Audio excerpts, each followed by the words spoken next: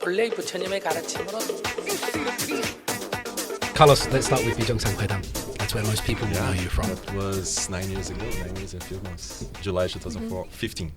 Can you tell us anything about it? Like, because lots of characters now that have sort of gone on to bigger things. Or my students will know them from television and various other things. Like, what was it like being part of that? Or in a few words, I didn't have an idea what I was coming to. I didn't know what was up for us. It was everything was really out of a sudden.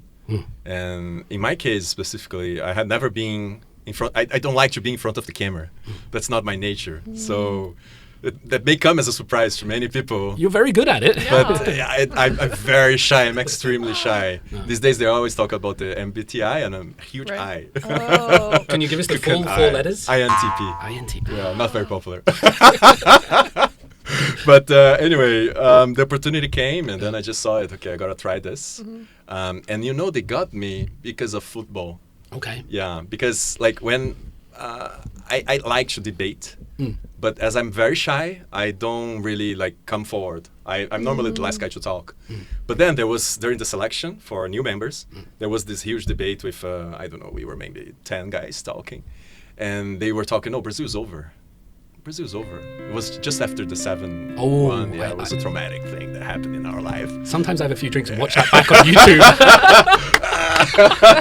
Anyway, and then Brazil's over. Brazil is not the country of football anymore. That's and then I got really excited, and then they could really like get me to talk. And then like you guys don't know anything. They just know which buttons to press to get you to talk. Exactly. Oh, so they pressed the right button, and that happened during the selection, during the big interview, and also on the first episode. So during the first episode, not many people remember this, but my name came on first place on Naver. Okay. Yeah, there was the ranking on Naver, of course. It's not there anymore. But my name came in first place. And it came in first place because I was basically fighting on TV. Yeah, when I watched the clip, come on, what was happening? I don't know what was going on in my mind. That's not really Carlos. So a lot of people were like, okay, so what did they tell you? How did they provoke you? Because you reacted in a very excited way. How can I say? So, but it worked. So it was the big scenes, the big moments of the first episode with the new members back in July 2015 was with me. Was this the fight with, I forget the names, the Egyptian dude? Yeah, with Qatar. Sammy. Yeah, exactly. Yeah, we were talking about Qatar. Come on. Human rights, that kind of thing. And then he was saying, no, Qatar is the best place to live in the world. And I was like, what the hell are you talking about? Come on, it's not like that. And sometimes I'm very idealistic. So during that show specifically, I would put a lot of effort in terms of research and coming up with data, basing every opinion that I would give. Yeah. So at the same time, there was was great in terms of exposure. So people would recognize me on the streets. It was a lot of work. So I was working full time at the embassy at that time. So I had to, do the 9 to 6 everything, and then like in the evening they would have like extra questions, and then you always get like new topics and new questions that you had to answer out of a sudden. So it was like a 24-hour job that we're doing. What did the embassy say when they realized that you're not being very diplomatic and you're fighting with people on television, top of the Naver rankings? Did they say, yes, more? Or I got really worried, actually. I got really worried. And I'm really glad that at the time we had an ambassador that understood the importance of having this kind of exposure. And he also knew that you're not like that. So it was an exception. Most of the other episodes are going to be fine. Yeah. So he was really, really nice to understand the situation and everything. I don't know if that would work now, actually. I think we have gone through so many changes back in Brazil, but also in Korea, in terms of polarization, in terms of how people debate and how people take others' opinions. Sometimes they overreact these days, maybe more than back then. So I think it was the right time to do that kind of show. What was the reaction like from people in the street? Like, did it change your life? It's a weird question, but when you went out, if you're top on Naver or rankings like that, what was the reaction like in public, or the comments, or the canny jums? Yeah, so one thing that I realized is that when I was using glasses, people had a hard time recognizing me. I normally use glasses. Okay. Yeah, I only take my glasses off when I go on camera most of the time. So I was basically always using glasses, but even then, sometimes people would recognize me. And there was one day, I think that was July 2015, when like the big show came and our names were all over the place. When I was coming home, I used to live in Samcheongdong, next to Bukchon. So I left my place and I walked to Anguk station. And all the way to the station, I would listen to people like on the background. I got really scared. Actually, oh my God! So now I have to watch out, when I come out of the place that I live. That was when I realized that 비정상회담 was such a huge show. It was so popular. I'll make you feel old now. I was talking to Soyun on the way over, and like, do you know this show? Yeah. You said you were at elementary school? Yeah, like my middle school. Yeah. Yeah, so sometimes people recognize me and sometimes they tell me, hey, now I'm studying Portuguese because of you. I'm studying Spanish. I got interested in Latin American culture and Brazilian culture because of the things that we were talking on the show. And that's one thing that I also realized that most of the fans that I got, they wouldn't be like the traditional 20-year-old, fan that would come to this kind of meeting. We had many events, but they would always tell me, my mom loves you. Yeah. My grandma loves you. Yeah, and that was a good thing because, maybe I can do something, some TV shows or create content for that specific audience. Yeah. So, and they would be, maybe long-term fans. And then later I actually made many shows that were for older audiences. Yeah, I think that's a big compliment in Korea. Like, my mom loves you. That was actually very happy. Yeah, I wonder if they'd just be part of your mind when you see all the other guys. Yeah, but where about the young girls sometimes? Like the mums okay. Yeah. You saw one recently, your family were over, and you filmed that one. Yeah, that was a few months ago. Yeah. So my parents came to Korea, invited by a TV show. So you can imagine that, right? My parents are in their 70s. They had been to Korea before, but definitely not like in such a big show with so many cameras and everything. So it was something very new for them. It's a long way from Brazil to Korea, as you can imagine. So it was a little bit tiring in terms of the trip and everything, but I think the show came up really cool. How long is the trip? How long are you looking to travel for? I have no idea. The quickest flights that you can take might take maybe 25 hours. Wow. Yeah, my parents took a flight that took maybe 26 hours. Okay. Yeah, and I was trying hard to get them an upgrade so they could at least sleep a little bit. Yeah. But we couldn't. It was during the weekend. Yeah. They wanted to shoot on a Tuesday, so my parents had to leave our home on Saturday. So, I mean, it's always full. Yeah. So, but they came and they had a great time. I mean, my mom is showing the show to everyone in our hometown. They're always curious and everything. Yeah. And your mum loves it as well. Yeah, we really enjoy There's the a show. mum thing. Yeah, it's a mum thing. It's really a mum thing. I'm going to have to get my mum to watch it. I said, hey, Mum, this is Carlos. Check this out. Maybe I should invite them. I should invite them as well. I think it was really heartwarming. Yeah. Because we understand that it's hard to live in a whole another country. Oh, it's very hard. Yeah. You have no idea. Yeah. It's very hard. Well, we like it, and that's why we are here. It's our choice in the end. But there are many things that I think the people from that country, not only Koreans in Korea, but also Brazilians in Brazil, British in the UK as well. There are things that you just can't imagine. You can't feel. You can't, because it's not your reality. It's the same place, but it's not your reality. It's very interesting. Yeah. Just going back to that 비정상회담 before we finish that, did you get any feeling when you were doing it? Was it all positive vibes? This is a sensitive question, but was any of it like, you're Brazilian, so you're the samba warrior, and you're this one, so you're the German logical guy, and that's just good-natured, or? Yeah. There's a big debate, and we had this conversation many times. Or preconceptions, good or bad, right? 선입견, are they good or bad? And there was one debate that I said, I think it's positive. I think it's positive because you can start a conversation, right? So when I'm on the streets, sometimes people come to me and they ask, where are you from? So if I really don't want to talk to them, I just mention a random country that I think they won't know anything about it. Because then the conversation is off. Where do you say? Venezuela? Many times Suriname. Well, Suriname. now in Korea, Suriname, because of the show, they know a little bit. But before I used to say Suriname. Okay. Because not a lot of people know about Suriname. Suriname, is that a country or whatever? And then they just go, right? Because they don't want to talk. But if I want to talk, I say Brazil. They always have something to say about Brazil. So in my case, this 선입견 is many times positive, right?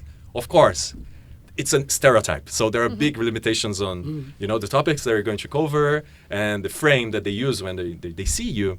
But you can change that. If you start a conversation, you can change that. You can show that you're more than that. So for a long time, I would go on TV shows and they would always ask me to dance. But you've never seen that, right? There's a reason for that. Everything was added. So everything was added. Because I'm very bad at dancing. And I would tell them, hey guys, you don't want to see this. It's a waste of time. Let's do something else. And did they say, but you're Brazilian? Yeah, you have to do it. You have to do it because you're Brazilian. Because the audience wants you to do it. And then later they realize, oh, okay, sorry. Now they don't ask me to do that anymore. They know it. I can't tell you how many times I've heard, 영국 신사. Oh, British gentleman. And normally it's like in a taxi at 3 a.m. when I'm really keeping my head up. But it's the same. It's an introduction to a conversation. I agree with you. So I think if you use the opportunity in a positive way, if you frame it in a positive way, it does more good than bad. Yeah. I think one of the most impressive things, not just your positivity, Carlos, is when you were doing that television, you're doing it all in Korean. Yeah, everything was in Korean. And this, what we're doing now, is not even your first language. I would imagine. I'm guessing, right? Yeah. And so, can we say something about that Korean language skill? That get it. Because it's hard. One of my favorite. It's super hard. What can I say? It's super hard. It was. I mean, that was back in 2015, right? So I arrived. First time in Korea was in 2008. So I had been in Korea for 7 years already. I had worked at the smartphone making company for 2 years only speaking in Korean with all the emails, with all the kumil, with all the myongil, with all the kumju, all the hanja, the hard words that nobody uses, right? And then it was like I was reading, so I knew that vocabulary. But that was like company vocabulary. And a lot of things were applied only to that specific company, the vocabulary, the expressions that they use. When you go on TV, it's the same. It's a completely different word. They use different concepts. They use different vocabulary. They use different expressions that they should go there and say, right? And they would always tell me, you have to be detailed and you have to tell the conclusion first. The first sentence should be your message. Okay. And then you go on. But that was super hard. And then on Bi정san회담, during that time, I remember during the first 3 or 4 months, we were doing like a history special. Okay. Yeah, it was like history. So I had to explain Brazilian history, which is very boring, in Korean to a Korean audience that they don't know anything about it. Yeah. So that was challenging. So a lot of the stress that we would have, the pressure and everything, I think it was a lot due to the language, due to the fact that we had to express ourselves in a very specific way. So 비정상회담, for those that don't know, it was a show with foreigners in Korea. Some of us, they had some experience on TV. So they had some experience like expressing themselves in terms of like mass communication, right? Me and many of the other guys, we had no experience at all. I had never been on TV. Wow. Yeah. That was the first time? That was the first time. And then first episode is you and so, okay, now I understand. So you can imagine, right? Yeah. So I speak the language. Speak the language for office work, purpose. That's fine, professional. But not for being on TV. It's very different, right? If I go in Brazil, on Brazilian TV, it's going to be hard for me in the first few episodes because I'm not used to it. In Korean, oh my God. Yeah. Everything changes when the cameras are on you and things like that. Yeah. So I think the first 2 or 3 episodes I did very well. But then after that, I got a ulungjung, right? So it's like camera ulungjung. Yeah. So I got really stressed because of the camera and everything. How did you start with the language? Because your language skills are very impressive, and it can be easy, I think, maybe for some people to come here and not do the language, get like Juingong syndrome or something like that, and just go through in their own language. What was it for you? How did you start with that? So it's very different these days, right? Because people arrive in Korea, and many of them, they already speak Korean. Some of them speak very well. Yeah. I didn't know how to use chopsticks. I didn't even when I came. Yeah. So it was completely different, right? So you start from the very basic. First, I have to learn how to use chopsticks. I have to eat. Then later I'll learn Hangul, 안녕하세요, and then you go, right? In Brazil, I was good at languages. Okay. I consider myself to be someone that was good with languages. I got very high grades on language exams. I speak still Spanish, French, English. So I thought I can learn anything. When I got in Korea, I realized it's like going back to Yuchuan, to kindergarten. So you have to be very humble, right? You have to be very humble. And that's something that I wasn't. Because in Brazil, I was very good. And I knew I was good. So I thought, I got hero, I don't have to memorize. I don't have to... we would have a dialogue every class, right? And we had to memorize that dialogue. And then I'm not memorizing. I would go to the class and tell 선생님, 엉리 씨, 시정에 갔어요. And the 선생님 would go look at me this. No. Look, I was trying to do it my way, but in Korea, many times you have to do their way. Yeah. Right? Yeah. When it comes to learning, when it comes to working, in many different situations. So it took me a while to realize that the strategies and the learning, habits that I had in Brazil, they wouldn't work at all in Korea, and the 선생님 would hate me because it was like creating a rebellion in our class. Hey guys, we don't have to learn this way; we have to learn the other way. So it was a very interesting experience of how you have to become humble many times, and then you have to acknowledge that you don't know anything. And it's going to take a while to learn because your Chinese classmates, they know all the vocabulary already. Yeah. And they can use chopsticks. Yeah, they can use chopsticks. Wow. So it's like, okay, so anyway, I'll take my time. Yeah. I'll take my time. But that took me maybe, I don't know, a good 6 to 7 months to go into that, reflection period. Then after that, I just told myself, all right, I'll never be able to speak and write this language at high level, right? Because in Brazil, I was writing Spanish and I would get compliments. Oh, you don't look like Brazilian. Or French, I would speak French. Oh, you're not French, but you're maybe Belgian. And then in English, they would say, oh, you use very advanced vocabulary because of Latin words that we use in Portuguese. But then when I came in Korea, I don't understand what you're trying to say. I don't. It doesn't make any sense. The paragraph you wrote, it's nothing. You have to rewrite it. So when you're rewriting, you just make it very simple. Making it simple was boring to me, but that was the only thing that I could do at that time. So I basically accepted it, and then maybe one day I'll be able to speak better Korean. And then my Korean went on a plateau for many years. I would be able to work, I wrote emails, I wrote reports, I would make short presentations, but I wouldn't be able to convince people and make people emotional. That was my goal. Right? Language is about communicating your heart, right? Yeah. So you have to touch people. Yeah. If you don't do that, now we have Chat GPT. At that time, Google Translate and everything. But anyway, with a good dictionary, you could do it. But touching people, you have to, use the right words for the right situations. And then it took me a long time to do it. And a lot of it was basically thanks to TV. Because I realized that I would go on TV, all right, I can't be very formal. I can't explain very complex concepts, but I can make people laugh. I can make them, have a good time while they're talking to me. So that became basically my goal. Yeah. And then I'm still trying to do it. Always learning how to improve that. Humility is so important because you have to accept that you're a beginner, especially when you're good in your native language, and to go to being a beginner is so hard. You said in terms of learning, you had to learn the Korean way. Sometimes you just had to do what the song sing means. Still, by the way, Carlos, I say to my teacher, if I say something in Korean, my teacher will correct me and I say, 그래도 선생님 이해했죠? You understood me? She's like, no, that's not how we say it. I know, but it's... What came along as well with the culture? So there's something about language that's coming in. Yeah. But you're also, I think, describing something in the way about humility. And did you have to learn a bit of culture alongside the language? Of course. I think maybe half of Korean language is culture, right? Yeah. The way that you express yourself, the way that you talk to a professor or to a junior is very different. Right. The vocabulary, the conjugation of the verbs. Where your eyes go. Yeah, and it's very different.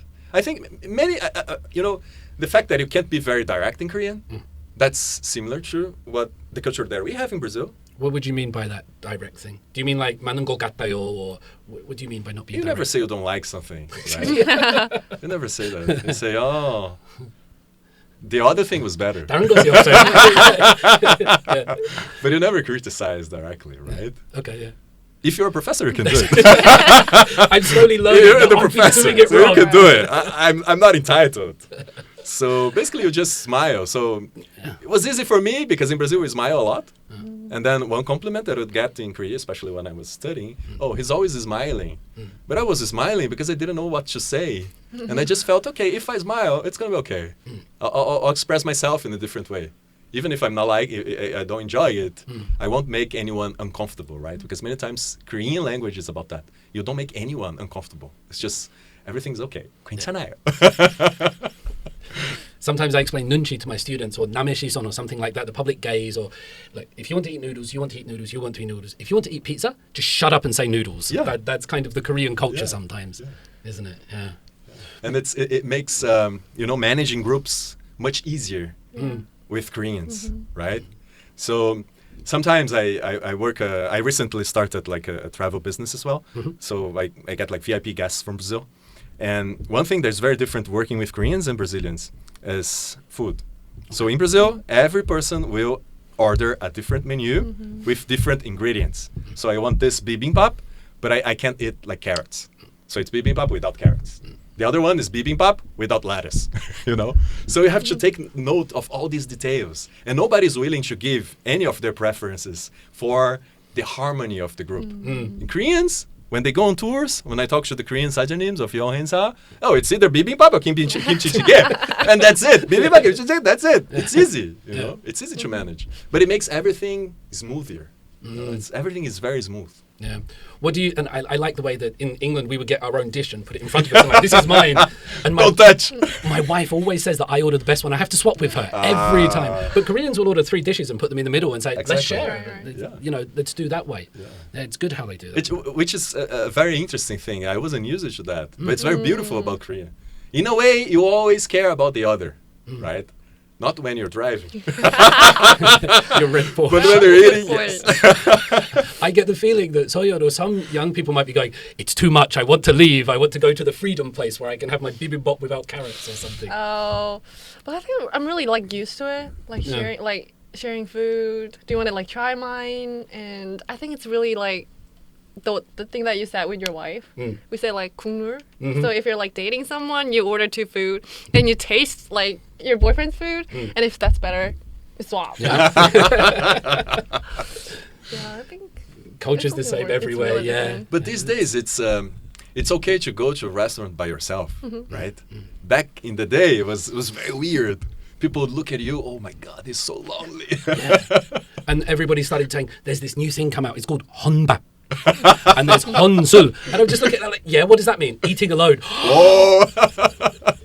It was a big change. It was a big change, and it was all over media and marketing. And sometimes I tell people that's sort of the start of individualism, where the na는 나, I am me is becoming sort of bigger than the uri. And if everyone's going for bibimbap and I want I'm going for donkas. Sorry, guys. You also had like this SNL, like Jugija, the people sort of tuning off from other people.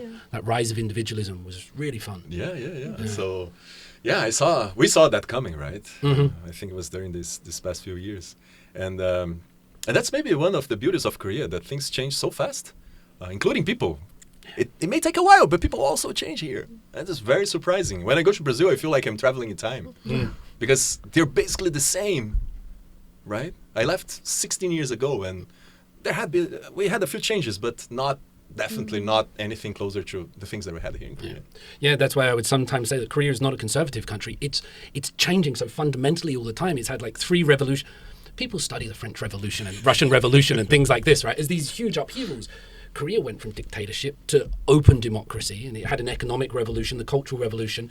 And now with young people, what they're going through, how do you see the difference between 2007? There's so many, it's a ridiculous question, but people never used to queue when I first came, Carlos. Oh, like when there was the bus, they would just all, and the elevator, nobody would. Latin Amalia, right? Back in the day, they would all stand there, and the bus would, and they would just run. And they would move. And it wasn't first come, first served at all. And then all of a sudden, I don't know why, people started waiting one by one. Yeah. And that's not that long ago. Yeah. And they changed its sides as well, right? They changed its sides. Yeah. Which side you're meant to walk on. Wow, that was amazing. All the signs to walk on the right and not on the left anymore. It's really impressive. And I mean, for us, I think one of the major criticisms that we had back in the day was related to this. People sometimes are very rude. They don't respect the lines. They might bump into you. That still happens, but less and less, right? And it changed. It changed all of a sudden. Oh, the thing with the address as well. We would have to write. You draw a map, and so that you can find the place. Because the streets, they didn't have names, right? It was the dong. Welcome to my dome. Hello, Bart. Right, but it was basically the dome, and then you figure out. Yeah. But then things got more and more organized in so many different ways. It's really, it's a place that most things get better all the time. I don't think most Koreans will agree, but in terms of everyday life, it's a fact, really. Safe, clean, all of these things. Is it because we come from outside the country? I don't know why, but I agree with you. I'm very positive. I can't wait to see what Korea looks like in 10 years. Because I can't quite predict what it will look like in 10 years. It will change. Yeah. It's very hard. Is it because we're foreign? Is it just our personality? You know what I mean by this? Yeah. Because I think this is a beautiful place. And sometimes when I say that, people look at me and they're like, David, you're weird. And I sometimes tell them, 하지만 애국심이 많아요. And they're like, you're not allowed to have patriotism. But I feel this is a good place. Yeah, but I also think that we have different opinions because our focus is different. Right, so our 애국심, it's more related to the place where we live, to the streets we walk on, right? The subway, the bus we take, the taxi we ride. Where when you're talking about your country, you're probably going to think about the president, about politics, bigger things. Where you're focused on the smaller things, right. And the smaller things are getting a lot better. It's so much better now than they used to be 10 or 15 years ago, right? That's a fact. About the big things, then it's different. Right, because the normal is lower to change. The legislation, the things with immigration, many changes, but still. And I think the general feeling of the country, right? The zeitgeist, how people feel and how they see it. So our 애국심 may be like a 애시심, right? Yeah. We love our gu, we love our city. Don't say we love our dog. Sorry, but I don't know if we love the country because we don't really feel the country. I think it's very different. What's your take on this? I think it's really. He made a really good point because I think that small things make you like live today. But if you only focus on like the big things, like president, like political things, like there's like no answer to that today. So I think I really agree in that. Yeah, and maybe sometimes we get to be apolitical. I mean, so I can vote and do all of these things. Yeah. And of course I have political opinions, but maybe sometimes we get to be apolitical sometimes. We can say, well, that party's not mine and that party's not mine, and I'm sort of above the warp and woof of politics, and Korean people don't always get that privilege. It's like pick a side sometimes. It's like watching a football game where like none of the teams that are playing is actually the team you're a fan of. Yeah. Right? You're just watching the game, right. You're watching it. You make comments, you may have a preference for one side or another, but in the end, you're not playing. Yeah. It's not your team. So it's a little bit different. And I actually think that we always talk about the country, we always talk about this, abstract concepts. But what is the country for you, right? Where is the country that you live? Where is the country that you touch? Is it the blue house? Is it like, the new building there? I don't know the name of the building. Or is it the place you live in, right? So I think it's a lot more about these small things, because in the end, the small things are the things that make your life more comfortable, a little bit better, So I think it's way more important than most people would consider, which is a pity, actually. And it's a good thing because we can vote on local elections, right? So we can vote for the Nara, the country that we actually live in. Yeah, it is a good thing. And when I do go in and vote, nobody looks at me weird. And it only takes a couple of minutes to go, but they don't try to sort of gerrymander or get you away from the vote, or who are you? They're like, yeah, come on, put your stamp. When you're saying, what is Korea and how do you see it? The answer that came to my mind, Carlos, was this studio owner. The guy that walks in here and helps set up the cameras, and I talk to him about stuff, and we eat the hot dog together, and it's that's Korea. Yeah, and it's the ajuma that gets more panchan without saying anything. That's one of the things they love the most. Yeah. When you're a little bit sick, don't say anything, but they bring you some medicine, in the restaurant. It's the tong. I I've got a great story about that. This was Gwangbokjeol, and I went to my regular gimbap place on Gwangbokjeol. I didn't think it would be open. This is Liberation Day, August 15th. And I'm sat there eating my normal gimbap, and she came up and she just put down a plate of peach. Like cut peach. She didn't say, this is because you're tanggol sonnim, or like a regular. She didn't say this is because it's Liberation Day. She just put it down. And that was it. And that's a kind of where you don't say anything, I think, in Korea. It's the sort of, it's many times this kind of communication is more authentic, more genuine than actually saying, I will buy you lunch. I will buy you lunch because you're helping me. And I would think, okay, no, you don't have to buy because you're not doing it because you want. You're doing it because you feel like you're obliged to do it, right? It's very different. It's very different. Yeah, no, I agree. It's like a lot of things go unspoken. There's the nunchi, isn't it? You just got to watch and do what other people do. I try to get this across to international students and try to explain it, but it just takes time, I think, and some people are more sensitive. Here's a really interesting thing. I don't know what you make of this, Carlos. Some of my, I don't know how to describe it, neurodivergent students, this mean people that would describe themselves as, being somewhere autistic, ADHD, ADD, these kind of things, they say they love Korea because they never have to speak to anyone. Oh, yeah. They go into a gimbot place and they press the button on the counter, and they go into a coffee shop and they use a kiosk, and they're like, I love it because it's so quiet and nobody ever speaks to me. And I like Korea for the opposite reason. Yeah. I'm always talking to people. Is that a good boy? Yeah. It's noisy and loud. That was me when I first arrived in Korea. I would prefer not to talk to people. But then later I realized that, just like you said, I think one of the most beautiful things about Korea is when you actually communicate with people, when you get closer to them in a natural way, right? Not in a controlled setting, right? It's not like you're coming with your football team to play in a ground that you're paying for. You're just walking on the street and someone invites you to play with them. It's very different. It's like when you feel that you're part of something bigger, right? You would feel that in restaurants. You would feel that like walking up the mountain, and then people would come to talk to you. The other day I was in Jeju. I was having lunch by myself. And then the Sajanin came, you speak good Korean. And then she would talk to all other customers. You know him? He speaks Korean very well. And then the plate was noodle from Jeju. And but in Seoul we're missing that. Because first, now everything is a kiosk, right? We have less and less people working anywhere. But also I think the city is getting bigger and richer and everything, so we're losing a lot of this essence. But in the countryside, in other cities, you can still feel it. And I was really happy to feel that in Jeju. Normally I would be very, no, don't talk about me, I don't want to talk to anyone. But now I enjoy it and I appreciate it because it's rare these days. And it's human connection, and it's there. I feel like when I go to coffee shops or restaurants in Seoul, I've got a new part-time job.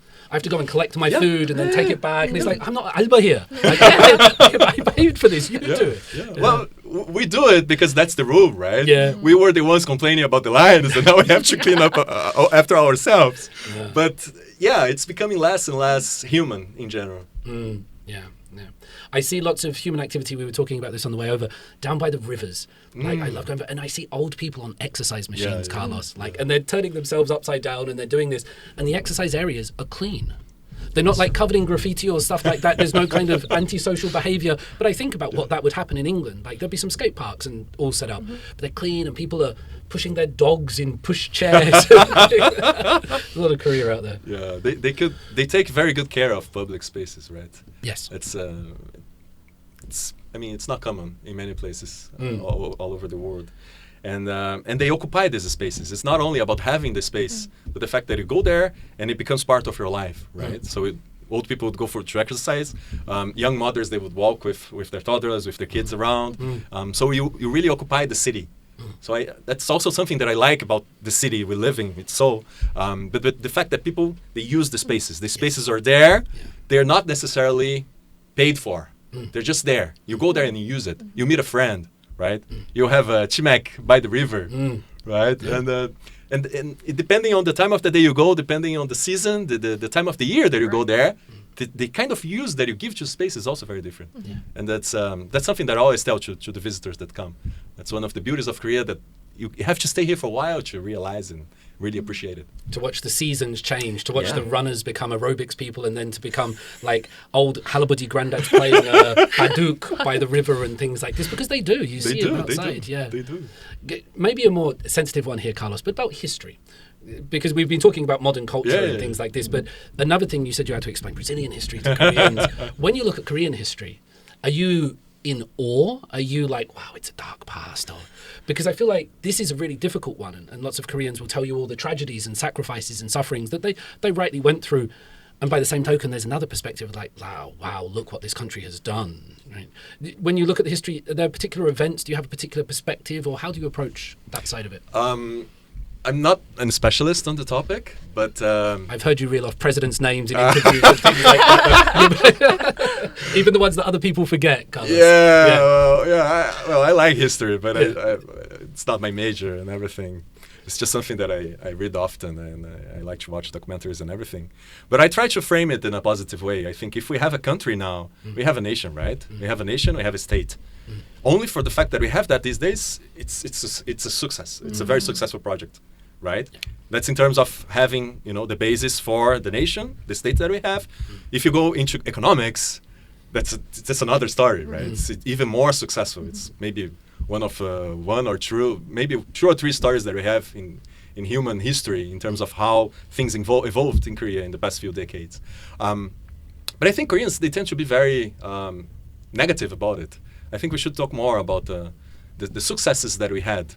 And the successes that they had here, well, they managed to survive in a very, very hostile environment. That's the first thing that you need to keep in mind, right? It's the seu, the shrimp, in between the two whales, and they manage it, right? Yeah. It's a success. It's already something that doesn't happen very often. I'm from Brazil, so I come from a region that it's a little bit apart from major centers, and we don't really have wars. We don't really have enemies on our borders. It's very different from Korea. It's very different from other countries. So it's very hard for me to understand how Koreans feel about it.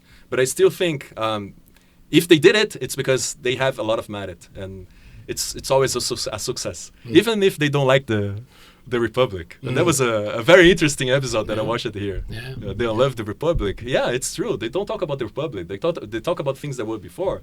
But the success that we have these days, maybe it was thanks to the Republic. Maybe we could have a different system. But this is the system we have. So we should be thankful for it.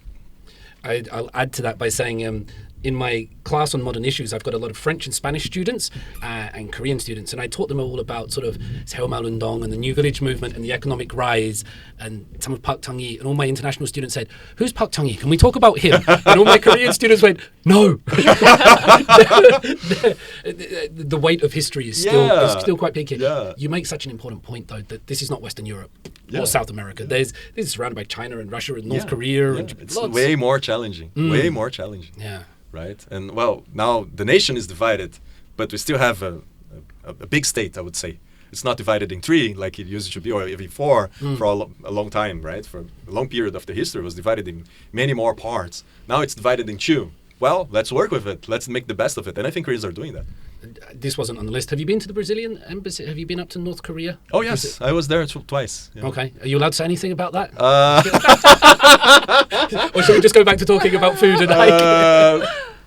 I think no. It's a good point. So the first time I went there, I was invited by a friend, and we were. I'm not a specialist, but I was with a group of specialists.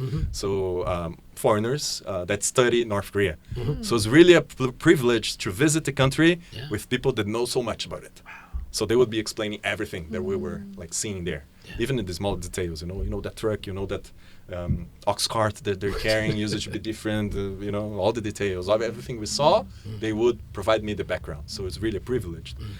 So I learned a lot, and I was really surprised to see all the differences. But then I came for a second time. I was shooting a TV show for SBS. Okay. Yeah. And of that group of the foreigners, I was the only guy that had been to North Korea before. SBS filming in North Korea? Yeah. Wow. In 2019. We were supposed to cover the football match between North Korea and South Korea, the qualifying for Qatar World Cup. So we had the match here in Seoul. That was in June. In October, we had a match in Pyongyang. SBS had the rights to air the match, but in the end, they couldn't. So they decided to send a foreigner-only crew to North Korea to cover the match. Okay. Anyway, we got there. We couldn't go into the match. Okay. Nobody went there. It was empty. But then we decided to, we have to create something. So let's do a travel show. So we did a travel show with foreigners in North Korea for SBS, for South Korean TV. Yeah. You should watch the show. It's really good. I should. It's really good. Sounds really interesting. Good. Yeah, it was. We got an award here in South. It was really interesting. We were shooting ourselves. We didn't have a camera crew. Wow. We were like filming ourselves. We were doing the cameras and everything. How did they react to your Korean? They were surprised. And in the end, it's always awkward. So the first time that I got there, I didn't know if I should speak in Korean or not. I was there for 10 days. So maybe it would take me until maybe the 6th day to start speaking in Korean. Because in the end, they know they would speak as well. But then on the second time, I was way more comfortable. So I'd speak with them since the beginning. And it was way more interesting. I think going to North Korea is like... I always compare with Brazil. Brazil is a huge country. So it's like, if I only go to São Paulo, to Rio, to the big cities, I will see one Brazil. But if I go to, maybe a state that is a little bit farther, maybe a small town, maybe, regions with different geography, with different foods, it's going to be a very interesting experience because I already know the country. So you come from Seoul, you know Korea, right? You know the nation, you know one state, right? But then you have to see the other state. Right. And then it's very interesting because you have references, you can compare, and you can find the things that are similar in between the differences. Yeah. The packaging is very different, but the meaning, the core is still very similar. It's basically the same. Language is very interesting, very, very interesting. You come to Kaesong, they speak the same way here. Very interesting. Yeah. I remember looking at old dictionaries of when foreigners first came to Korea, the Korean Peninsula. So we're looking at sort of like 1880 dictionaries, and there's photographs of it. And I would be written down phonetically in English, D-O-O-N. And dun. And water would be written B-O-O-L. Pool. And I was just wondering how language has evolved and all like the satoris and the dialects and how it must have been. And somebody told me when Koreans and Chinese used to talk to each other, that they would have to just write it down, hand it, because they wouldn't understand each other. They would just have to write down, and that's how they would communicate with each other. So it's amazing, I think, the point of that you can go there and you can actually communicate with people. You can communicate very well. Yeah, you can communicate very well. Well, there are differences, of course. You have to learn. There are specific vocabulary, but the everyday vocabulary, they change a lot. They change quickly. But when you're talking about my deeper concepts or more academic topics, you won't talk about politics, but you can talk about other things. Then the vocabulary is basically the same. It's the same language. One of my friends from North Korea, who's no longer in North Korea, but I talk to her regularly, she told me she's never heard of Han before. Oh. So Han, this kind of like sadness thing, she's like, what's that? And I explained it to her and showed some reference. She's like, I've never heard of that. We come from the glorious Chogun, the fatherland or something. We don't have this kind of sadness. It's never taught to her. And I just looked at that and went, that's amazing. Yeah, because those are elements that are part of the state, not really of the nation. Right. And sometimes we mix that. Yeah. We mix that. It's the state here. Yeah. Those concepts they use to justify and to unite the state. Yeah. The nation is bigger than that. Yeah. Like to me, it's really interesting to hear all this because I've never been there and I don't have like a North Korean friend, So I'm hearing all this story from like foreigners. Like, it's a really interesting. And you probably wouldn't be able to. Presidents can go there. If you get famous, you can go to North Korea. You can do it. To perform. You can. Like singers can go. Red Velvet. Yeah, that's true. You're tall enough. It's to have it divided like that, and to have. I'm going to send you a link in this week, sometimes later, Carlos, because you said you like history. There's a Chinese guy that's written about sort of Korea's. He's done this podcast, not a podcast, a YouTube video. Wow. It's fascinating. I shared it online. But he goes up Baekdusan from the Chinese side, and he goes to the Yanbian region, and he sees the old granddads swimming across the Yalu into North Korea, and he's walking around these places, showing you these places, and then talking about the history from the Chinese perspective. And it looks better than Netflix. It's an incredibly well done thing, and there's this book that I'm reading at the moment by a Vietnamese author, is really famous in name I've forgotten. It's called Memory Never Dies. And the first line is this: all wars are fought twice, the first on the battlefield and the second in memory. And I was like, oh, that's beautiful, because the movies and the dramas and the stories that we hear, like, because I'm hearing you going, so you're hearing this for the first time. And people in North Korea will be hearing everything else, their stories for the first time. It's a big world. It's a different story. It's very different. It is a very everything since the beginning. Who started it? That's the first discussion that they have there. Right. Yeah. Let's go from that to Confucius to Kongzi, which I love. The first line of the Confucian Analects. There's nothing about God or creating the heavens and the earth. The first line of the Confucian Analects is, in English translated, "Is it not a great pleasure to study?" And I'm like, that's so Korean. And this is why that God was not Korean, because God on the seventh day, he rested when he created the world. True. If he was Korean, he would keep working. Anya, bali, right? You have 3 Fridays. The second line of the Analect, where I'm getting is, the second line is it not a great pleasure to meet our friends who have come from far away? Which is a beautiful thing. Yes. How do you feel about sort of Korea and welcoming people in, and sort of multiculturalism and this aspect of it? Because I find them very warm, and I've had students come to me and literally say this, Professor, I was worried before I came here because I watch TikTok and things like this, and they might be black or African American or wear a hijab, and they're like, I was worried. But Korean people are quite nice. How do you feel that Korea is doing with sort of race and multiculturalism and putting these people together now? so I'm still with the mentor group with the Minister of Justice. Okay, yeah. So I think it's me and another two that like survived from the first group. Congratulations. Back in 2020. Yes. And one thing that we always talk about is that now they're figuring out, right? Because in the beginning they didn't really know how to deal with it, with all of this influx with foreign wives that would marry Koreans. They would arrive here, they didn't speak the language. How can they manage their lives in Korea? So they started from the very basics, right? They have to learn the language. They have to learn how to live. And what better way to integrate into the society other than an educational program? So they have educational programs, right, in classes and exams that foreigners have to pass in order to be considered, a better fit to be integrated in Korea. I mean, to get better visas or even to marry, right? You need a certain standard that you have to meet. I think that's still a Korean perspective on how integration should occur. It's getting better, but it's still very, very Korean. And I think what's about to change, until now it has been like that, but from now on, I think it's about to change. I think we're going to see big changes in the way that Korea handles and works with these foreign populations, just because they need it.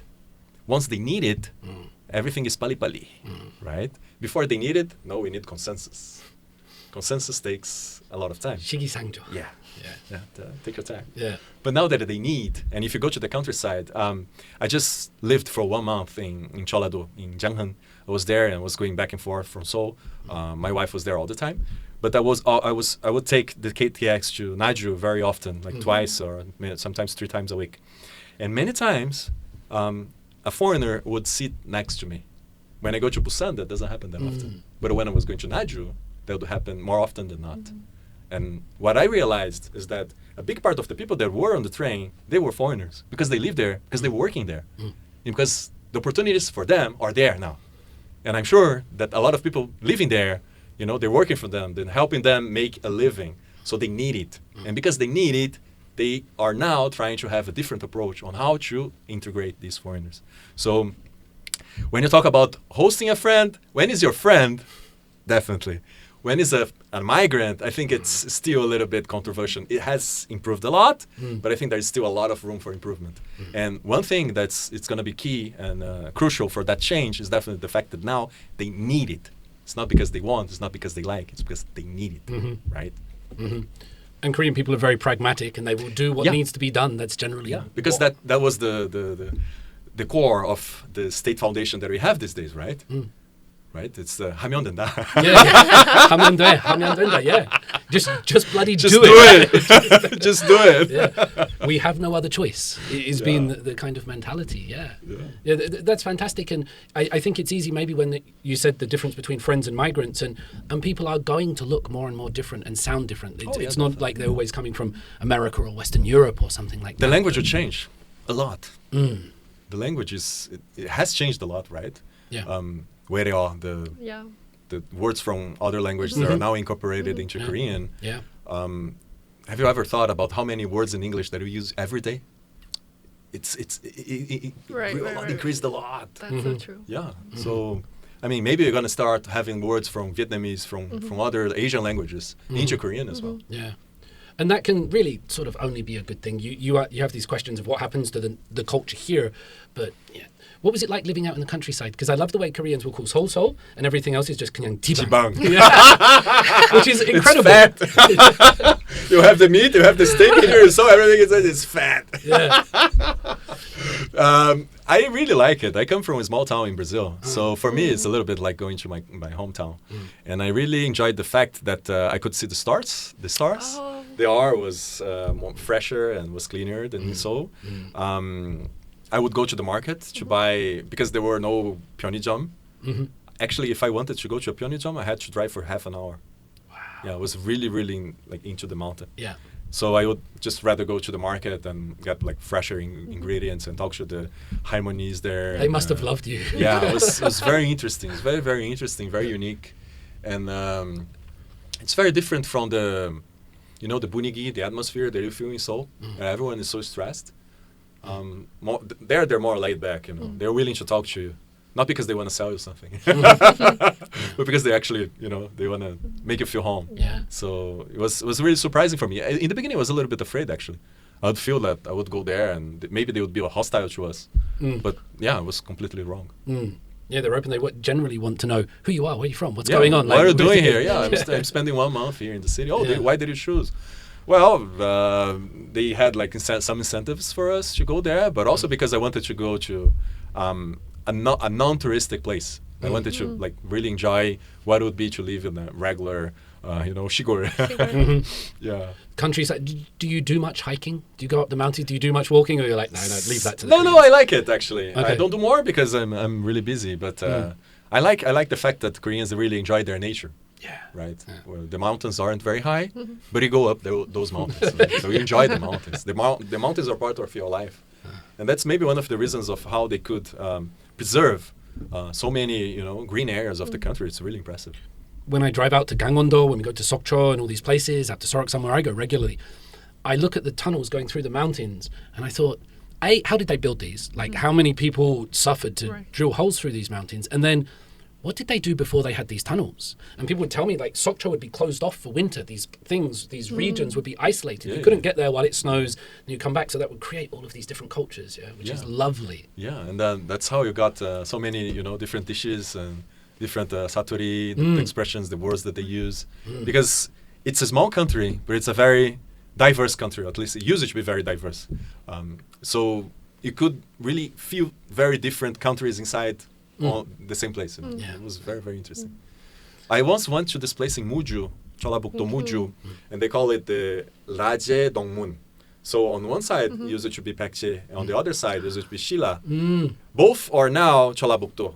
But on the Paekje side, they speak Jeollado Satori. Wow. The Shila side, it's still Jeollabuk-do, but they speak Shila Satori. They speak Seonsan-do Satori. Very, That's very so unique. cool. Yeah.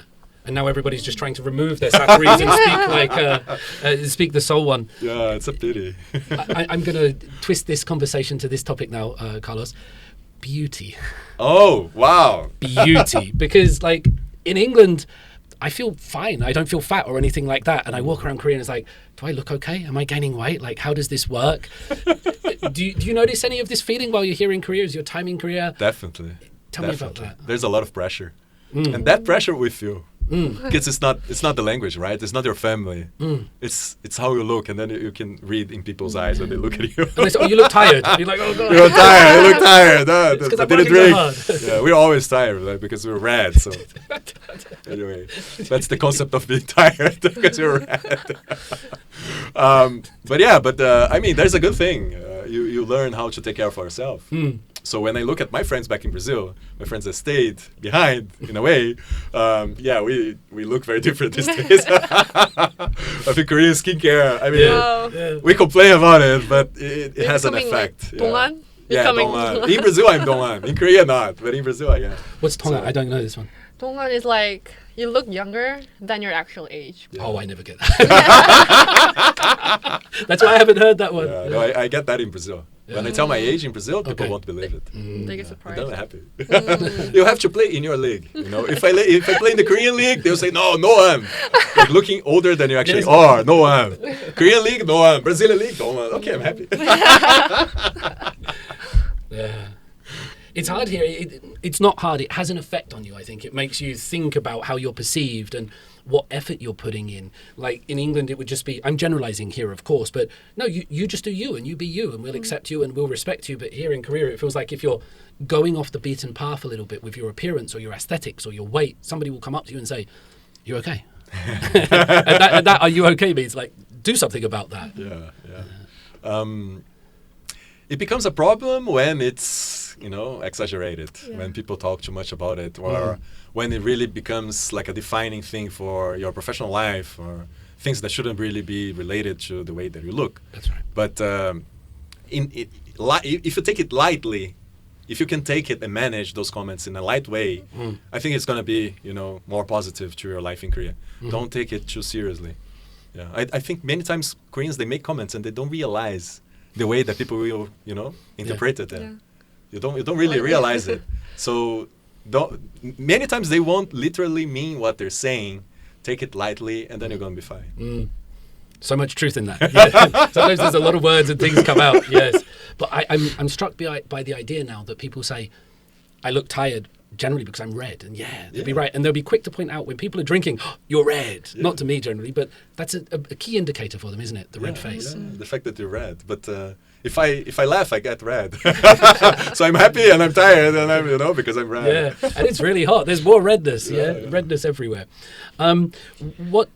What do people get wrong about Korea, Carlos? So you're doing things, you said, where you're bringing people over and communicating between cultures. You see the outside world and here. Is there something that you see that people sort of get wrong, or there's misconceptions about Korea? And yes, definitely. And that's something that many times Koreans themselves, they get wrong. The Koreans get it wrong. Yeah, definitely. Because Koreans, they always try to define what is Korea, right? You have a menu. You have like a cake recipe. This is Korea, number 1, number 2, number 3, number 4. These are the ingredients. But then they don't realize that they're talking about a specific way that they were educated, that may be part of the state, maybe not of the nation, maybe part of the region they were raised in, maybe part of the level of the school that they attended, of the social circle that they are living, they convive, they live together, right? I think we should be more humble when we talk about what is Korea, what is Korean culture, what is Korean language, right? We should accept that we have a lot of diversity into this homogeneity. It's a very homogeneous country, but it's still very diverse in its own way. It will take you some time to make, to differentiate the Satori from Seoul, from Busan, from Jeollado, Gyeongsang-do. It will take you some time to realize if the kimchi is coming from the south or from Seoul, but there is a difference, right? And you shouldn't take it for granted. You should acknowledge that it exists. So one thing that I realize many times is Koreans say, Korea is this, Korean culture is this, Koreans act this way, Koreans think this way. And most of the time I think they're wrong. And I'm really bothered when foreigners, they take these, concepts and they just, I know Korea because Korea is this. You don't know. You don't know because you haven't been to, this specific region. You haven't talked to people from different generations, from different social backgrounds. Right? If you don't speak Korean, you're talking to Koreans who speak English well and confidently. Right? Many Koreans, they speak English well, but they don't have confidence. Right? It's very different.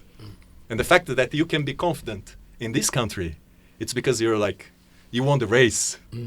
Right? Sometimes it's not the class, it's not the money, it's not the education, but the confidence, it's because you believe that you won the race. Right? And if you won the race, a lot of people lost the race. So maybe we have to talk to the people that lost the race. Maybe they have different opinions. Maybe they see it in a different way. Have you spent much time with people from different socio-economic backgrounds? Oh yeah, the TV show they loved the most was Sengseng Chongbo. So we would go to the countryside. I was there for 6-7 months. We would travel all over Korea. We would work on the fields.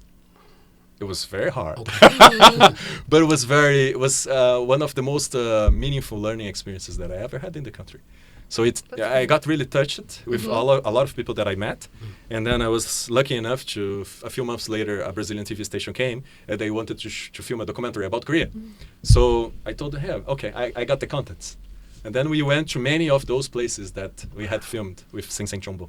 It's a TV show for, housewife is 6 p.m. You go on the countryside, you work on the farm, you take the ingredients, you go to their homes, and most of the time we sleep in their places. They have like an extra room. We would just, stay over, like in the old times. People would travel from Seoul to Busan, just like sleeping in random people's house. Right? What did you learn from those people? I learned that Koreans can be very warm. Most of the time that I was in Korea, I always lived in Seoul. And it's not that Seoulites are the worst people in the world, but they might be less warm than people from other regions in Korea because it's a big city. I mean, any place in the world, in big cities, people will be pali-pali and stressed and everything. So I was really surprised to see that many of the concepts about the old Korea, I would read in the books and listen to old people making comments, oh, in my day it wasn't like this. People these days, I would actually live that, experience that. And it made me have a different perspective about Korea. It gave me a lot of hope about Korea, actually. That we have to acknowledge this diversity and this richness that we have outside, of Gyeongbokgung, of Bukchon, of Gangnam, Hongdae, of the standard, tour, the itineraries that we do. as you were talking about this, I was like, man, you should be like an ambassador for the countryside. And then I thought, you are, aren't you? Didn't my research say which came first? Yeah, I worked with Gangwon province. Okay. That was back in 2016, 17, 18, up to the Pyeongchang Olympics. And then since 2021, I've been working with Jeju. That's lovely. Jeju That's so cool. is different, man. Jeju is, now it's part of the state, but I think maybe a different nation. It's very unique. Very, very unique. And in Jeju, if you go to Jeju, then you feel that maybe in Jeju, the republic is more unloved than in other parts of Korea. That's really strong there. That's something I feel. Yeah, I feel that too. And I get that my students here in Seoul, they don't know much about Jeju. They don't know much about the history, the massacres that took place there, and why those feelings and attitudes towards the state would be different. And then I stand at the bottom of Halasan before climbing up it, and it looks like I'm in Southeast Asia or somewhere. It looks like a rainforest. It's weird. I remember just standing there going, this is Korea. Yeah. It's a fantastic place. Yeah. No, Jeju is... Jeju can only stay like in the main tourist areas. You can go to Chongmun, you know. But if you go a little bit deeper, then you see the diversity that we have in the island as well, right? And the richness of not only the nature, but of the food, of the people, and the fact that maybe they have very good reasons not to love the republic, and you see that all the time. Now it's well documented, and it's you have signs, right? So you know the places you are walking through and the roads that you're taking. But I'm sure that for a long time, only people from Jeju, they would look at the road and they would have all these memories associated with that specific place, right? So I think now it's also a good opportunity for Koreans to acknowledge it and also like value, the hardships that a lot of people went through to create the country that we're living. Right. Go on. Yeah, I think the Sing Sing Jongboto is really iconic program. You know, I can remember like the program playing in the back of like the house in like a dinner time, like the sound of like grandmothers and grandfathers. And I think your experience is like really outstanding because if you are born in Seoul and if you live in Seoul, like I also did like that, but you don't have any chance to experience other region, like other sigor, like work in a farm like that. So I think that's a really special experience. So if I message you in a month or you and say, I've got a new guest coming, you say, I can't, David, I'm in the Shigol. I'm learning. Has he convinced you? Have you been persuaded? Yeah, but really I think cool. I get this from my wife very often, that sometimes she's not interested in seeing other places in Korea. And with the Hantae Salgi that we spend now, I think she was surprised to the number of, so many differences that she would spot and experience, even if it's in your own country. Many times you might travel deeper in France, into smaller villages, ride a bus or maybe drive in Europe. You go on a road trip in Europe, you stop in small villages, but you don't drive 2 or 3 hours here in Korea, right? And I think there are a lot of things that Koreans are missing out. It's a pity. Things you only notice when you slow down and take a look around, something like that. Yeah. There is beauty here. I got this question on the Insta for you, Carlos, which I thought was quite interesting. It was from somebody called Holly Hamilton. She asked on Insta, in your house, who is responsible for 음식 물쓰레기? Oh, that's a good question. I thought that was a good. When I saw that, I was like, "Oh, that's a good one." Like, who does that? Because I might get in trouble while you think about the answer. I recently learned the expression. I can't remember it in Korean, that if a man goes into the kitchen, some part of his body might fall off. I'd never heard this before. I was like, what? Do you know this? And they were like, yeah. 포기 가지 마라. Yeah, maybe in a traditional Korean house it would be like super that. old-fashioned. Yeah, exactly. I've never heard that before. Yeah. So who does the food rubbish, not the clean plastic? Who does the food recycling? It's me. Everything is me. Okay. I'm in charge of that. And it's very interesting because I'm sorry to ask, do you live with your parents? Or? Yeah, I live with my parents. Yeah, so I assume that many Koreans in your age or around your age will be living with your parents, right? So there are many things in life that you only learn by doing because you're forced to. And doing 음식 물쓰레기 and 분리수거, like separating all the trash, is something that you don't learn because you like it. It's because you're forced to, right? Or maybe because the owner, the 집주인 comes and yells at you because you're not doing it properly. And that was my case. So I was living by myself when you come to Korea. Most of us, we're by ourselves, right? And then I had to learn it. But my wife, she never really had to learn it because she was living with her family. So it's very different. And because I had to learn by myself, and I put so much effort into it, I became very picky about it. So now I want to do it very well. Yes. Because I don't want the chip chewing to come to me and say that it's me. It's not me. Yeah. It's the American guy that lives next door.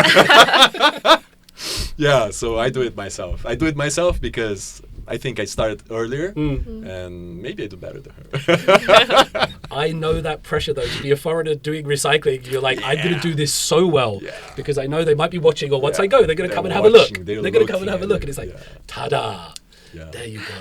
Yeah. Brilliant. Yeah. So this kind of thing still happens here in Seoul. Yeah. Sometimes you have to put yourself on higher standards because you're a foreigner.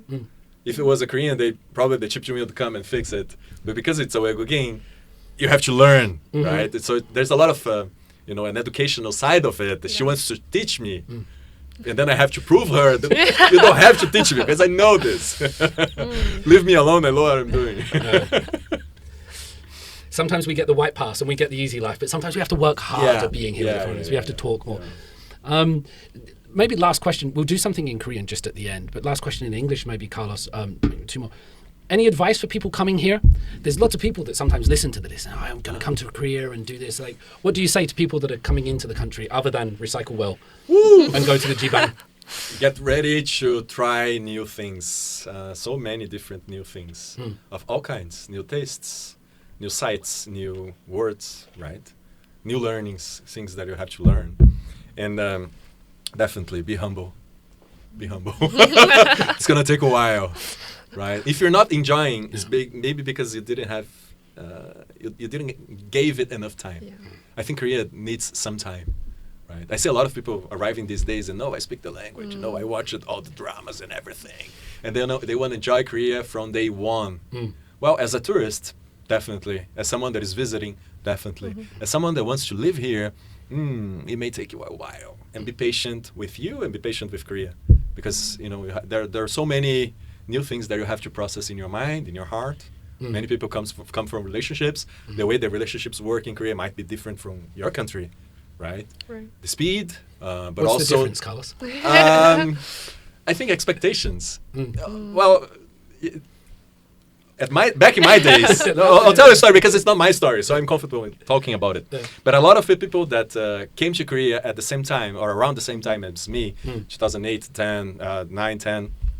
They came because they met a Korean abroad, and they came to be with that person. And I think... Not a good idea? No, it didn't work.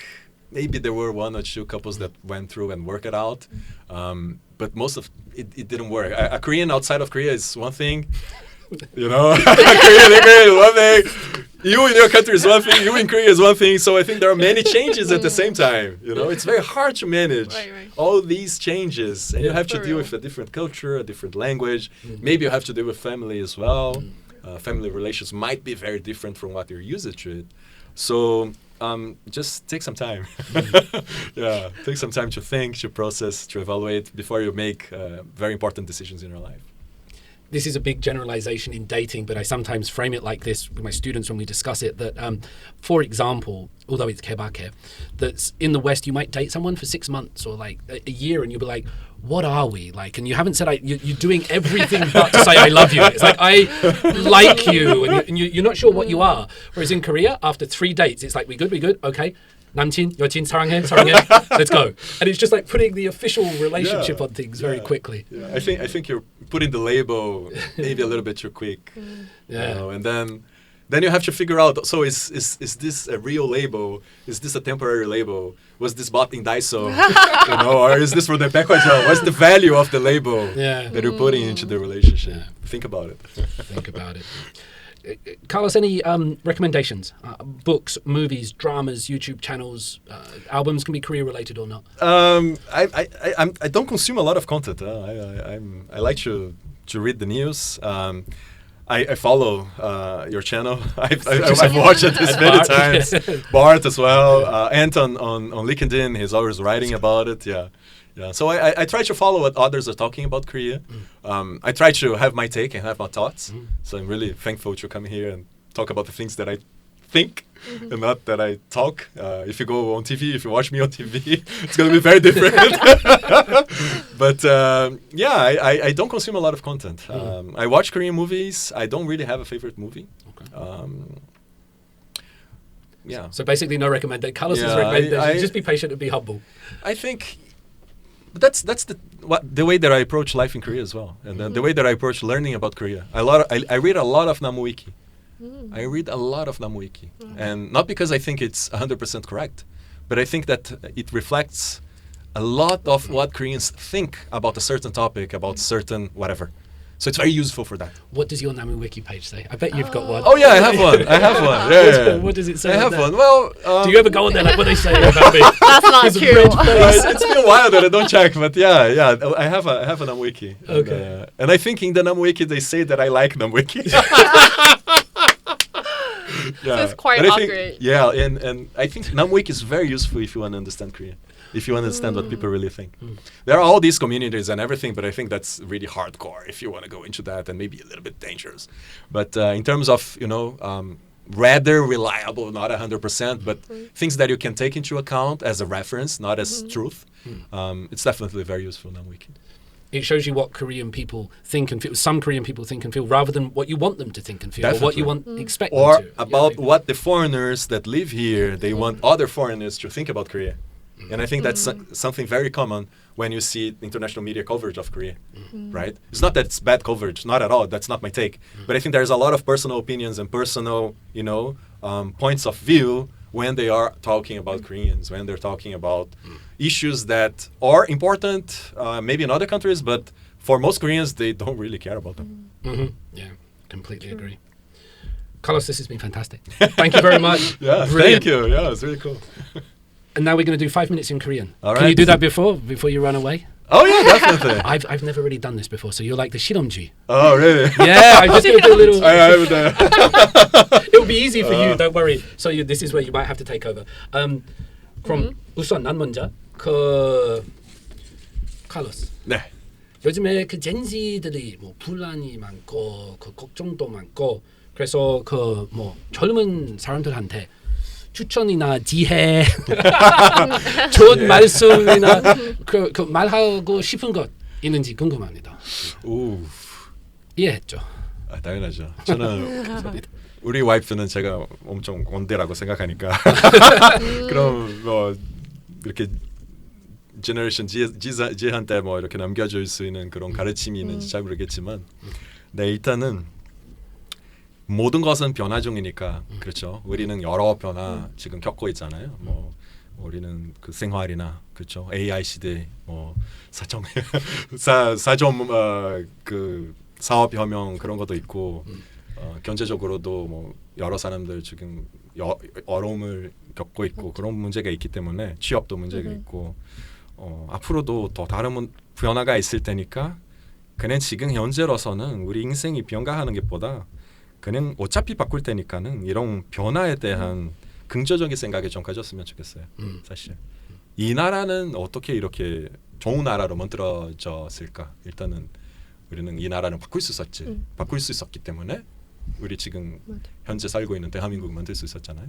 뭐 옛날에도 당연히 다른 나라 뭐 고려 시대도 있었고 조선 시대도 있고 신라 시대도 있었지만 지금도 제가 생각에는 지금은 우리는 어차피 바꾸고 있으니까. 너무나 아이제크시야 뭐 희망이 없다 뭐 바꿀 수 없다 내가 아무것도 못한다 내가 서울에서는 아파트 살지 못한다 그런 거는 생각하지 말고 그냥 자기 가치를 좀 이렇게 인정하고 그리고 그 가치를 이용해서 자기 인생에서는 어떻게 뭐 좋은 방향으로 갈 수 있는지 그런 거는 일단 마음속에서 또 머릿속에서 좀 그런 생각을 가졌으면 좋겠어요. 제 생각에 이거 한국 사람 특징 중에 하나인데 너무나 목숨 걸고 하다. 그렇죠. I mean, it's everything is life or death. Everything is life or death. 이거 아니면 안 된다. 이거 아니면 안 된다. 이거 아니면 내가 안 돼. 내가 살 수 없어. 그런 생각은 그럼 미안하지만은 인생에서는 50% 정도는 다 실패일 거예요. 네. 그럼 그 10% 말고 실패는 10%로 이렇게 하고 이거 안 되면 이것도 된다. 자기도 어떤 선택이나 결정을 할 때 이 선택 두 개 중에는 둘 다 뭐 되면은 괜찮다. 그런 긍정적인 생각이 좀 가졌으면 이렇게 여러 변화 중에 그런 거 불구하고 앞으로에는 조금 더 뭐 행복을 되찾을 수 있을까 그런 생각을 좀 갖고 있어요. 네. 우리 와이프도 그런 특징이 있을 제가 맨날 이야기해요. 사실 이거 안 되면은 이거 될 것이다. 그럼 괜찮다. 조금 더 모르겠어요. 편하게 생각하고. 근데 다 다른 국적에 상관없이 약간 모든 젊은 사람한테 약간 인생 선배로서 해줄 수 있는 말인 것 같아서 되게 좋은 것 같아요. 한국을 떠나는 거는 답이 아닐 수도 있어요. 많은 사람들이 한국을 떠나야 돼요. 한국을 떠나요. 근데 뭐 브라질이나 뭐 영국, 뭐 유럽이나 뭐 미국에 가서 그런 마음속에서 머릿속에서 이런 고민은 달라질까? 안 달려. 똑같아요. 그 나라보다 자기 마음가짐이 어디에 있든지 자기 마음가짐이 더 중요해요. 그렇죠. 이것도 한국 사람 특징 중에 하나인데 문제가 여기 있어요.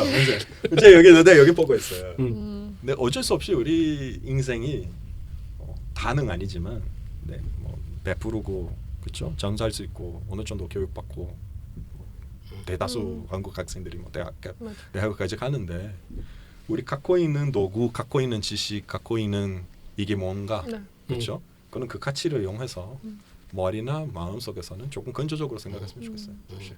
이거는 잔소리는 아니고. 네, 근데 지금 우리 겪고 있는 문제는 이렇게 다른 나라 가도 다른 도시 가도 안 바꿔요. 본인이 어느 정도 그거 관련해서 책임이 어느 정도 져야 돼요. 그렇죠. 당연히 뭐 가족 문제일 수도 있고 뭐 취업 문제 그런 것도 있기 때문에 그런 것부터 이렇게 좀 해결하는 거는 답일 수도 있지만 많은 문제는 우리 마음이나 우리 머릿속에 있어요. 모든 사람들이 뭐 어떤 문제가 있고 하지만 뭐 머리하고 마음은 연결 있어요. 아 그렇죠. 그리고 제 경험에서는 만약 우리 그냥 우리 자신 마음만 관리하면 우리는 불행할 수 있는 것 같아요. 제 경험에서는 만약 우리 삶에 의미가 있다면 더 편하게 살 수 있는 것 같아요. 왜 나는 살고 있어요? 어떤 의미? 그래서 만약 우리 사실 나는 가끔 다른 사람을 위해서 살고 있습니다. 그래서 제 마음은 가끔 상관없어요. 이 사람은 편하게 살고 있어요. 그래서 나는 행복해요. 다른 사람을 위해서 아마 나이 많아서 제지는 다른 관점 있는 것 같아요. 저는 비정상회담 때 그 정답 사회 관련한 토론 그런 에피소드가 있었어요. 그럼 제가 그때 촬영 중에는 그런 얘기를 했고요. 뭐 우리 정답 사회에서 오답으로 살아도 된다. 그렇죠. 우리 인생이 너무나 복잡한 거예요. 근본적으로 복잡한 거라고 생각하시면 되죠. 너무나 콤플렉스예요. 근데 어떤 시험지 안에는 돌아가지는 못해요. 그렇죠. 우리 인생이 이렇게 A, B, C는 부족해요. Z까지 가도는 부족해요. 그렇죠? 하까지 가도는 부족해요. 그렇죠. 세종대왕이 다시 돌아와서 한글을 뭐 100개, 200개, 3개 이렇게 만들어 주시면은 그때는 어느 정도 우리 세상의 시험지에서 나올 수 있도록 그렇게 할 수 있지만 현재로서는 그거는 불가능합니다. 다른 사람한테 오답이어도 나한테는 정답일 수도 있어요. 정답일 수도 있고 맞아요. 시험지에 안 나올 수도 있어요. 맞아요. 본인이 직접 이렇게 하 이렇게 추가해서 그렇게 할 수도 있어요. 네. 그럼 너무나 우리는 보는 것에만 이렇게 집착하는 거는 그거 조금 바꿨으면 좋겠습니다. 다른 세계에 아마 우리 칼로스가 그 좋은 목사나 스님이나 될 수 있는 것 같아요, 맞죠? 말할 때 맞아.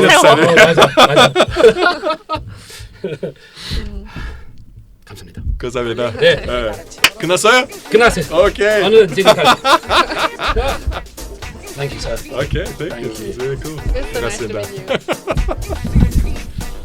We'll stand there and snap a couple of photos for the thumbnail. Oh yeah, sure. And then, yeah, let's do it. In case I forget, I really appreciate it. Oh, come on. Thank you so much. It's really kind of you. Happy with you. I'm happy we got it worked out, and I just sat here laughing for most of the time, which is a good thing, right? Yeah. It's good to I think so. Yeah. Feels really weird speaking Korean. It's really like weird to speak Korean with to another foreigner. Yeah, I think I've never tried it. His vibe changes completely. Yeah. Not too. It's really like 완전 become like 바꿨어. calm. And you just went like this. It's like your dad was talking to us. Yeah, right. Yeah. Excellent stuff. That was good. Yeah, thank you. Let me tell you something really cool. Holocaust deniers and so on. Ukraine and so on and so on.